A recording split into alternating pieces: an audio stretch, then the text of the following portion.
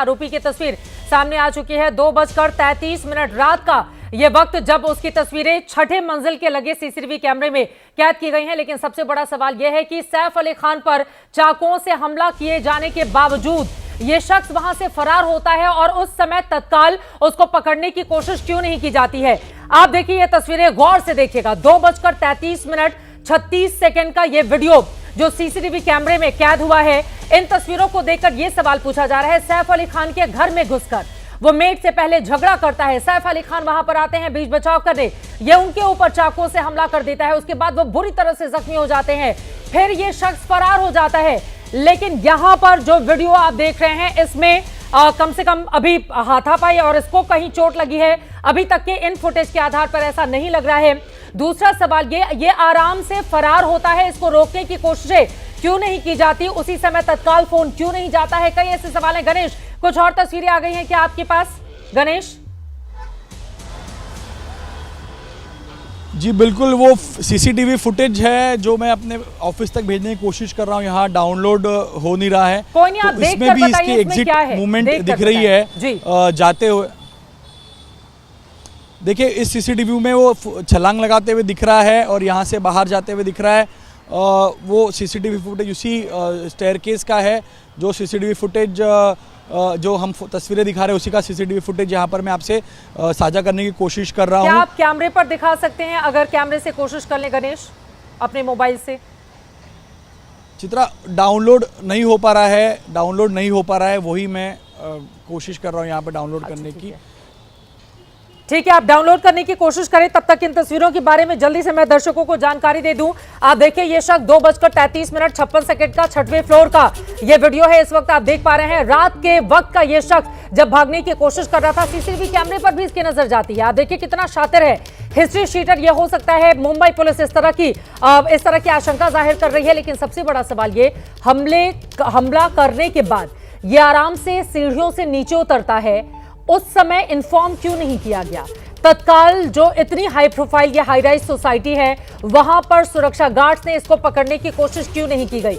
अभी जितने भी लोग सैफ अली खान के घर में मौजूद थे, यकीनन सभी से जानकारी इस बाबत और ले जाएगी। लेकिन अभी तक चोरी की यह घटना का मामला बताया जा रहा है कि चोरी करने के इरादे से ही यह शख्स अंदर दाखिल हुआ था और उसके बाद जब वहां पर आपस में इस तरह की स्थिति बनती है तो फिर सीढ़ियों के जरिए ही ये नीचे की ओर उतरता है। और ये तस्वीरें भी आपके सामने है। कई ऐसे सवाल हैं जिसको लेकर सवाल ये पूछे जा रहे हैं कि क्या हमलावर वहां पर मौजूद जो लोग भीतर रहते हैं, सैफ अली खान के मेड, क्या उनका परिचित था? घर में एंट्री को लेकर जो मुंबई पुलिस दावा कर रही है, क्या पूरी तरह से वो दावा सही है? आपको ये भी बताते चले कि सैफ अली खान की टीम ने जो जानकारी दी है उसके मुताबिक सैफ अली खान के घर पर चोरी की ही कोशिश की गई। ये परिवार के लोग भी बता रहे हैं। हमले में सैफ के घर की काम करने वाली आर्यामा फिलिप लीमा भी जख्मी हुई है, जिनका इलाज किया जा रहा है। और आपको बताते चले कि इसको लेकर लगातार तफ्तीश जारी है। लेकिन यकीनन सरकार के ऊपर विपक्षी दलों की ओर से सवाल दागे जा रहे हैं। दो अलग अलग तस्वीरें आपके सामने हैं। यकीनन सैफ अली खान,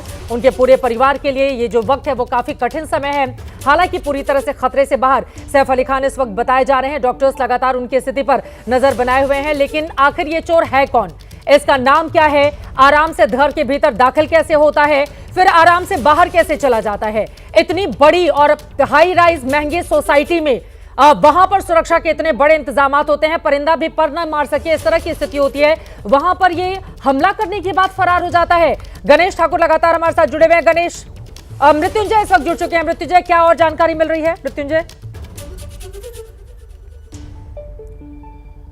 बिल्कुल, देखिए ये जो आरोपी है, ये आरोपी हिस्ट्री शीटर है। इसके पहले भी इसके ऊपर मुंबई के अलग अलग पुलिस थानों में घरों में घुसकर चोरी करने, घर के दरवाजे तोड़कर घर में दाखिल होने और चोरी करने के मामले दर्ज हैं। और मुंबई पुलिस के आपराधिक रिकॉर्ड्स में इस आरोपी के बारे में जिक्र है और इसकी पहचान है। हालांकि पुलिस ने अभी इसके पहचान की जानकारी नहीं दी है क्योंकि अभी भी ये पुलिस की गिरफ्त से बाहर है। लेकिन एक और जानकारी है कि चोरी करने के बाद ये बांद्रा से ट्रेन से दादर प्रभा देवी की दिशा की तरफ बढ़ा था और वहाँ पर भी मुंबई पुलिस की टीमें अलग अलग भेजी गई हैं जो इस आरोपी को पकड़ने की कोशिश कर रही हैं। और आपको बता दें कि मुंबई पुलिस के पास एक डंप डेटा रहता है, यानी कि जो पुराने अपराधी होते हैं जिनको जमानत पर वो बाहर होते हैं, उनके ऊपर केस चलते रहते हैं, उसकी पूरी जानकारी, पूरी हिस्ट्री डेटा उनके पास पड़ी होती है। उस आधार पर जब ये सीसीटीवी फुटेज सामने आया तो उस आधार पर इसकी जांच की गई और फिर इसके बारे में पता चला कि ये हिस्ट्री शीटर है और ये घरों के दरवाजे खिड़कियां तोड़कर या फिर फ्लैट में दाखिल होकर चोरी करने में माहिर है। इसके ऊपर कई दर्जन केसेस भी हो सकते हैं अगर ये वही सीसीटीवी वाला आरोपी है जिसके बारे में पुलिस को जानकारी मिली है। पुलिस उसी आधार पर काम कर रही है।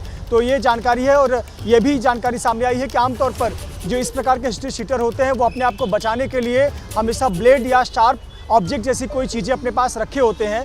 जब भी उनसे कोई लड़ने, उलझने, पकड़ने आता है, चाहे वो पुलिसकर्मी हो, चाहे आम आदमी हो, चाहे कोई भी हो, वो उस पर हमला कर देते हैं ताकि वहां से वो जान छुड़ाकर भाग सके। इस प्रकार की तकनीकी ऐसे अपराधियों द्वारा अपनाई जाती है। तो ये इसी प्रकार का ये हादसे का शिकार सैफ अली खान हुए और ऐसी पूरी आशंका है कि इस चोर को या इस हमलावर को बिल्कुल अंदेशा नहीं था कि यह घर सैफ अली खान का है, हाई प्रोफाइल घर है, लेकिन उसे जरूर ये पता था कि एक हाई प्रोफाइल सोसाइटी का, हाई प्रोफाइल अपार्टमेंट से ये आराम से निकलने में कैसे कामयाब रहा, ये बात इतनी आसानी से पचती नहीं है क्योंकि जो छोटी छोटी सोसाइटी है जो बहुत महंगी नहीं होती हैं, वहां पर भी सुरक्षा के इस तरह के इंतजाम होते हैं कि कोई भागने की अगर कोशिश करता है तो तुरंत वो पकड़ में आ जाता है।